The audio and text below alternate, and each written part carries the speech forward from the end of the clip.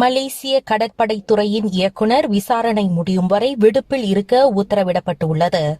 அரசு மலேசிய கடற்படைத்துறையின் இயக்குநர் கேப்டன் முகமது அலிம் அமீட் மீதான வழக்கு விசாரணை நீதிமன்றத்தில் நடைபெற்று வரும் வேளையில் அவர் தற்போது விடுப்பில் செல்லுமாறு உத்தரவிடப்பட்டதாக போக்குவரத்து அமைச்சர் ஆந்தனி லாக் தெரிவித்தார். நீதிமன்றத்தில் வழக்கு நடந்து கொண்டிருக்கும் போது விடுப்பில் சென்று அலுவலகத்தை காலி செய்யும்படி கேட்டுக் கொள்ளப்பட்டுள்ளதால் அவரும் பணிக்கு வரமாட்டார் என்றார் அவர்.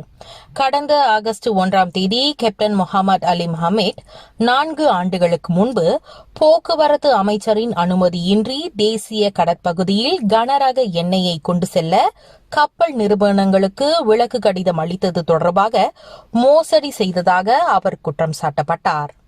எவ்வாறாயினும் ஷாலாம் செஷன்ஸ் நீதிமன்றத்தில் நீதிபதி டத்தோ ஹனிதா ஹருண் முன் அவர் மீதான குற்றச்சாட்டுகள் வாசிக்கப்பட்ட பின்னர் அவர் குற்றமற்றவர் என்று ஒப்புக்கொண்டார். குற்றம் நிரூபிக்கப்பட்டால் அவருக்கு 5 ஆண்டுகள் வரை சிறை தண்டனை, அபராதம் அல்லது தண்டனை சட்டம் பிரிவு 417 படி இரண்டும் விதிக்கப்படலாம்.